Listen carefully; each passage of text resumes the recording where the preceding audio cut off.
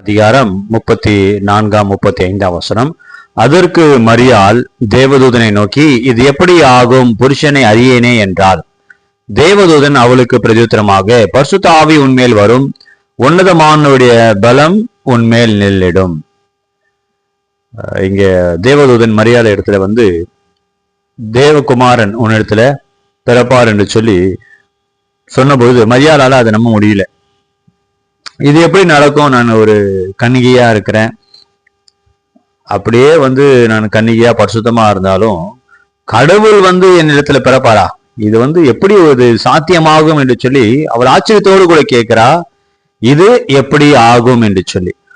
சில நேரத்துல கர்த்தருடைய வார்த்தை நம்ம இடத்துல வரும் பொழுது அந்த சூழ்நிலைக்கு மாறாக இருக்கும். எப்படின்னா, சூழ்நிலை கையில 10 ரூபாய் கூட காசு இருக்காது, ஆனா ஆண்டவருடைய வாக்குத்தத்தம் வரும், நான் உன்னை ஆசீர்வதித்து உன்னை பெருகவே பெருக செய்வேன், நீ அநேக ஜாதிகளை கடன் கொடுப்பாய், ஆஸ்தியும் ஐஸ்வர்யமும் உன் வீட்டில் இருக்கும் சொல்லி பெரிய பெரிய வாக்குத்தத்தங்கள் வரும். அப்ப அந்த வாக்குத்தத்தங்களை நம்ம பெறும் பொழுது நம்ம என்ன பண்ணுவோம், இதெல்லாம் எப்படி ஆகும் ஆண்டவரே, சூழ்நிலை பார்த்தா கையில பணமே இல்லை, ஆனா வாக்குத்தத்தம் பெரிய வாக்குத்தத்தமா வருகிறது. திருமணமாகி 10 ஆண்டுகள் 15 ஆண்டுகள் 20 ஆண்டுகள் குழந்தை பாக்கியம் இல்லாம இருக்கும். ஆனா ஆண்டவர் சொல்வாரு, உன் பிள்ளைகள் கர்த்தரால் போதிக்கப்பட்டிருப்பார்கள், உன் பிள்ளைகள் சமாதானம் பெரிதா இருக்கும், நீ பெரிய ஜாதியாய் மாறுவாய், உன் பிள்ளைகள் பண்டிகை செஞ்சு ஒளிமர கன்றுகளை போல குழந்தை குறித்தான வாக்குத்தத்தங்கள் வரும். அப்ப அது பெரும்பொழுது ஆண்டவரே இது எப்படி ஆகும், இத்தனை ஆண்டுகள் ஆகிறது, இப்ப எப்படி நடக்கும் ஏசப்பா அப்படின்னு சொல்லி நம்ம இது எப்படி ஆகும் என்று சொல்லி ஆச்சரியத்தோடு கூட கேட்போம். சில நேரத்துல சில பலவீனங்கள் விடுகிறது, டாக்டர்கள் சொல்லிடுவாங்க இதெல்லாம் சுகமாக முடியாது, ஹீலிங் வராதுன்னு சொல்லிடுவாங்க.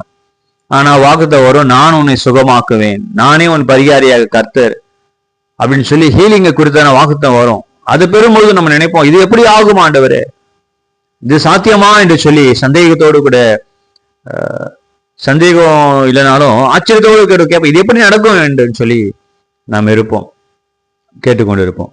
அதே போலதான் மரியாதை கேட்கிறார், இது எப்படி ஆகும் என்று சொல்லி. அடுத்த வசனத்துல தேவதூதன் சொல்கிறார், பரிசுத்த ஆவி உன்மேல் வரும், உன்னதமானவருடைய பலம் உன்மேல் நில்லிடும். ஹல்லேலூயா. பரிசுத்த ஆவியானவர் உன்மேல் வருவார். பரிசுத்த ஆவியானவர் வரும்பொழுது சூழ்நிலைகள் மாறும். பரிசுத்த ஆவியின் அபிஷேகம், அவருடைய அக்கினி, அவருடைய பிரசன்னம் வரும்பொழுது எல்லா சூழ்நிலைகளும் மாறும். ஏசாயா 32-15 எப்படியா வாசிக்கிறோம், உன்னதமானுடைய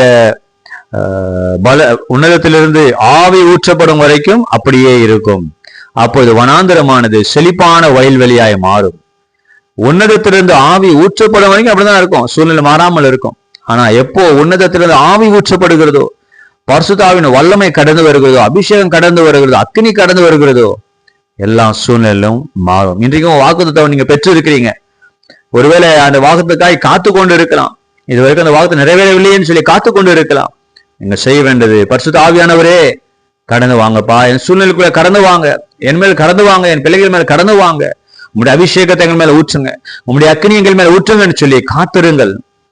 பிதாவின் வாக்குத்தத்தம் நிறைவேற காத்திருந்தார்கள் சீஷர்கள். ஆண்டவர் வாக்கு கொடுத்துட்டாரு, காத்திருங்கன்னு சொல்லி காத்திருக்கிறாங்க. காத்திருந்த பொழுது அப்போஸ்தலர் வாசிக்கலாம் 2ஆம் அதிகாரத்துல, அக்கினி அவர்கள் மேல இறங்கினது, அக்கினிமயமான நாவுகள் அவர்கள் மேல இறங்கினது. காத்திருக்கும் பொழுது அக்கினி உங்கள் மேல் வரும், பரிசுத்த ஆவியானவர் வருவார். அவர் வந்தார்னா சூழ்நிலை எல்லாவற்றையும் அவர் மாற்றுவார். அதனால வாக்குத்தத்தம் வந்திருக்கலாம் உங்களுக்கு, அதை நீங்க பெற்று இருக்கிறீங்க, அதை நிறைவேற நீங்க காத்து கொண்டு இருக்கிறீங்க. நீங்க ஜெபிங்க, பரிசுத்த ஆவியின் அபிஷேகத்துக்காக, வல்லமைக்காக, அக்கினிக்காய் நீங்க ஜெபிங்க. அவர் வந்தார்னா சூழ்நிலை எல்லாவற்றையும் அவர் மாற்றுவார். தேவன் தாமே இந்த வார்த்தைகள் மூலமாக ஒவ்வொருவரையும் கர்த்தர் ஆசீர்வதிப்பாராக. ஆமேன்.